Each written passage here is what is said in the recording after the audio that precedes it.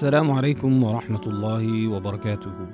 Welcome to day 166 of Qur'an in a Year Plus, where we learn to look at the world and live life according to the lens of the Qur'an. Today we're going to be looking at verses 109 to 111 of Surah Yusuf and verses 1 to 5 of Surah Ra'd. أعوذ بالله من الشيطان الرجيم وما أرسلنا من قبلك إلا رجالا نوحي إليهم من أهل القرى أفلم يسيروا في الأرض فينظروا كيف كان عاقبة الذين من قبلهم ولدار الآخرة خير للذين اتقوا أفلا تعقلون. And we did not send before you, O Messenger, except men from among human beings, not angels. We revealed to them just as we revealed to you. They were from the people of towns, not from the desert dwellers. Yet their nations denied them. So we destroyed those nations. Have these deniers of you not traveled through the land and reflected on how the end of those who denied before them was, so that they might take a lesson? And what is in the hereafter of everlasting bliss is better for those who are mindful of Allah in this world. Will you not then use your reason and realize that it is better, so that you may fear Allah by carrying out His commands, the greatest of which is faith, and by avoiding His prohibitions, the gravest of which is associating partners with Him? حتى إذا استيأس الرسل وظنوا أنهم قد كذبوا جاءهم نصرنا فنجي من نشاء ولا يرد بأسنا عن القوم المجرمين. These messengers whom we sent, we gave their enemies respite. We did not hasten the punishment upon them. Rather, we lured them gradually by not bringing their punishment on quickly, giving them time while they continued in wrongdoing, until when the destruction was delayed and the messengers despaired of their people's response, and the disbelievers thought that their messengers had lied to them regarding what they had promised, of punishment for the deniers and salvation for the believers, at that very moment our help came to our messengers. So the messengers and the believers were saved from the destruction that fell upon the deniers, and our punishment is not turned away from the criminals when we send it down upon them. لقد كان في قصصهم عبرة لأولي الألباب ما كان حديثا يفترى ولكن تصديق الذي بين يديه وتفصيل كل شيء وهدى ورحمة لقوم يؤمنون. Indeed, in the stories of the messengers and the stories of their nations, and in the story of Yusuf and his brothers, there is a lesson for those of sound minds. This Qur'an that contains these accounts is not fabricated speech falsely attributed to Allah. Rather, it confirms the previous revealed scriptures sent down by Allah, and it explains in detail what needs clarification of rulings and laws. It is guidance to every good and a mercy for a people who believe in it, for they are the ones who truly benefit from what it contains. The next surah is Surah Ra'd, which is a Madani surah, and from its objective is responding to those who deny revelation and prophethood by enumerating the manifestations of Allah's greatness. Bismillahir Rahmanir Rahim. Alif Lam Mim Ra. Tilka ayatul kitab. والذي أنزل إليك من ربك الحق ولكن أكثر الناس لا يؤمنون. Alif Lam Mim Ra.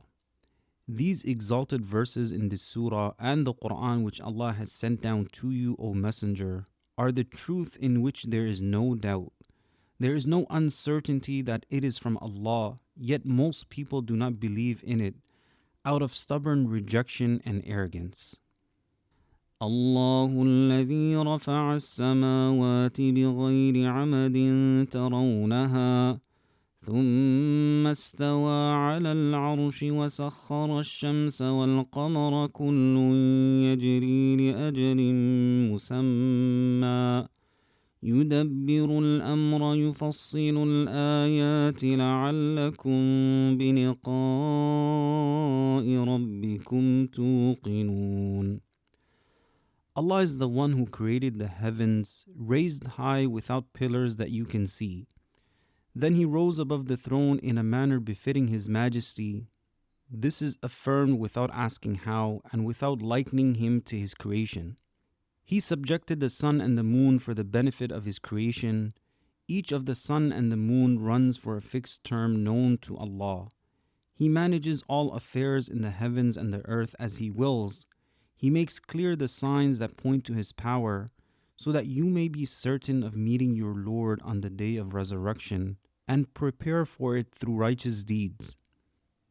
وهو الذي مد الأرض وجعل فيها رواسي وأنهارا ومن كل الثمرات جعل فيها زوجين اثنين يغشي الليل النهار إن في ذلك لآيات لقوم يتفكرون. And he is the one who spread out the earth and placed within it firm mountains, so that it would not shake with its people. And from every kind of fruit he made it in two pairs, like male and female among animals. He covers the day with the night, so it becomes dark after having been bright. Indeed, in what has been mentioned are clear signs and proofs for people who reflect upon the creation of Allah and contemplate it. They are the ones who truly benefit from these signs. وفي الأرض قطع متجاورات وجنات من أعناب وزرع ونخيل صنوان وغير صنوان يسقى بماء واحد ونفضل بعضها على بعض في الأكل إن في ذلك لآيات لقوم يعقلون. And on the earth there are neighboring regions and plots. In it are gardens of grapevines, crops, and date palms growing from a single root, and others growing separately from their own roots. All are watered with the same water. Yet we make some of them superior to others in taste and other benefits, despite their closeness and being irrigated with the same water. Indeed, in what has been mentioned are clear signs and proofs for people who use their reason, for they are the ones who take lessons from it. وَإِن تَعْجَبْ فَعَجَبٌ قَوْلُهُمْ أَإِذَا كُنَّا تُرَابًا أَإِنَّا لَفِي خَلْقٍ جَدِيدٍ أُولَئِكَ الَّذِينَ كَفَرُوا بِرَبِّهِمْ وَأُولَئِكَ الْأَغْلَالُ فِي أَعْنَاقِهِمْ وَأُولَئِكَ أَصْحَابُ النَّارِ هُمْ فِيهَا خَالِدُونَ. And if you are to be amazed, O Messenger, then what is most worthy of amazement is their denial of resurrection. They say in rejection and objection, when we have died and become dust and decayed bones, will we truly be resurrected and brought back to life? Those who deny resurrection after death are the ones who disbelieved in their Lord by denying His power to raise the dead. They are the ones upon whose necks will be chains of fire on the day of resurrection. They are the companions of the fire. They will remain in it forever. It will not come to an end for them, nor will the punishment ever cease. As we reflect over today's verses and come to a conclusion of Surah Yusuf, Allah says, "Indeed, in their stories there is a lesson for people of sound intellect. It is not a fabricated tale, but a confirmation of what came before it, a detailed clarification of all things, and guidance and mercy for people who believe. Ibn Ashur mentions, the guidance found in these stories consists of lessons that stir one toward faith and taqwa of Allah. Within the narratives are clear evidences showing that the one who controls and directs all affairs is Allah alone, and that taqwa is the foundation of all goodness in this world and the hereafter. Likewise, they contain mercy, for in the stories of the righteous there is clear indication of Allah's mercy toward them and His care for them. And Ibn Atiyah says, whoever reflects upon the story of Yusuf will clearly see that within its remarkable events are moments where Allah tested certain people, moments where He showed subtle kindness to others, and moments where He bestowed goodness upon others. All of this contains lessons for the one who possesses understanding and reflects properly until he realizes that every matter is from Allah and returns to Him. And once a person realizes that every matter is from Allah and returns to Him, tawakkul becomes inevitable. Because if every test is from Him, every opening is from Him, every delay is from Him, every rescue is from Him, then who else do I rely upon? Taqwa makes me choose what pleases Him, and tawakkul makes me trust what He chooses for me. And as we start Surah Al-Ra'd, the verses affirm Allah's power through the proof of creation and remind us that we are returning to Him. Certainty is not blind, it is built on proof. Allah never demands faith without evidence. He spreads the signs across the horizons and within ourselves for us to reflect and comprehend. He says, and He is the one who spread out the earth, placed within it firm mountains and rivers, and made it in pairs of every fruit. He covers the day with the night. Indeed, in that are signs for people who reflect. Imam al-Alusi mentions, reflecting upon these matters leads one to conclude that for everything to exist in this refined pattern and fitting order, there must be a creator who is powerful and wise, who does what He wills and decrees as He wishes. And if that is who Allah is, the one who spreads the earth, stabilizes it with mountains, governs everything, then He alone is deserving of my surrender and worship. Imam al-Razi mentions in regards to Allah's statement, so that you may have certainty about meeting your Lord. The evidences mentioned in these verses do not only point to the existence of a wise creator who alone deserves worship, they also point to the correctness of belief in resurrection and being brought back to life. For the one who is capable of creating these immense and numerous things and managing them with such precision is even more capable of bringing about resurrection and revival. And Allah tells us to solidify this even further. And on the earth are neighboring plots, gardens of grapevines, crops, and date palms growing from a single root, and others from separate roots, all watered with one water.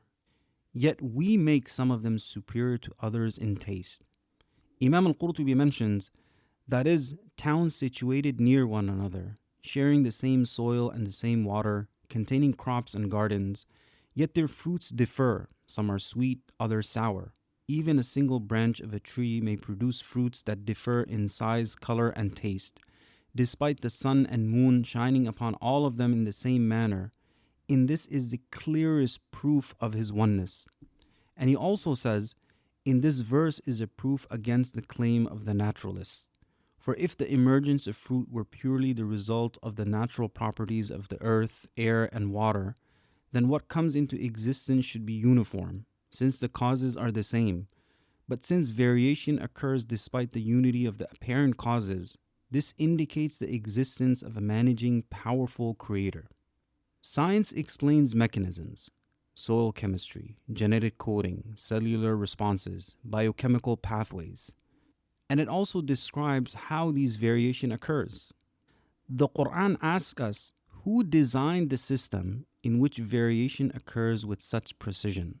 Who's the one in charge? Who's causing this to happen? We see stable laws, mathematical consistency, information encoded in DNA, structured diversity within controlled limits. This is not blind disorder, it is governed order.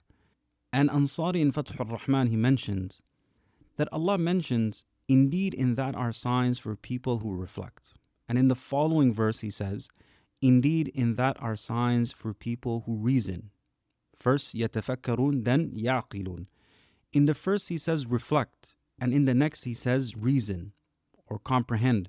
This is because reflection is what leads to knowledge of the thing and awareness of the signs that point to Allah's oneness. It comes first. When reflection is properly used, it leads one to comprehend what these matters were made as signs and indications for. Thus, what was mentioned first corresponds to what is needed first, reflection and contemplation, which leads a person to grasp the intended meaning.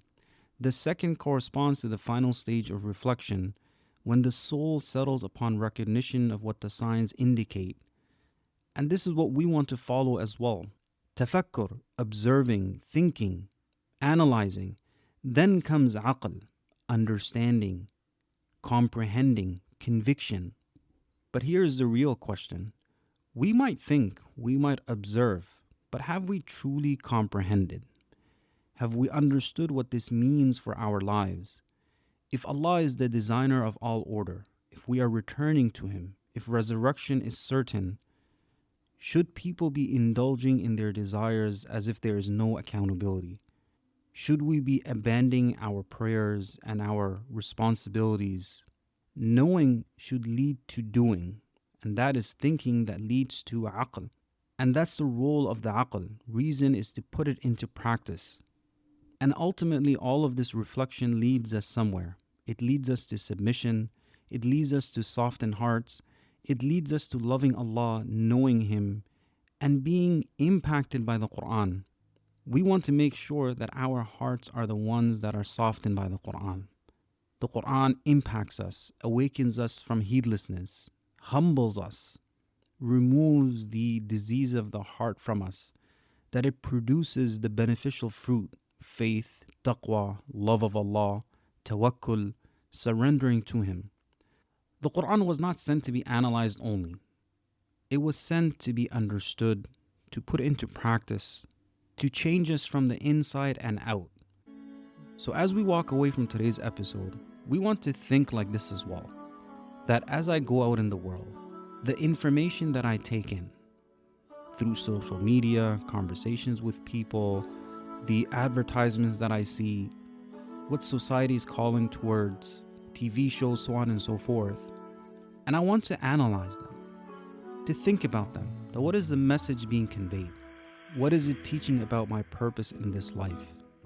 Is it teaching me about Allah, or is it teaching me that I don't need Allah in my life? And then comes the next part, that if a person realizes the message that is being conveyed in a globalized society, then they're careful in terms of what they choose to do and not do. May Allah make us amongst those individuals who truly reflect and understand and put it into practice. May He forgive us for our shortcomings. I'll see you tomorrow inshallah. Assalamu alaikum wa rahmatullahi wa barakatuhu.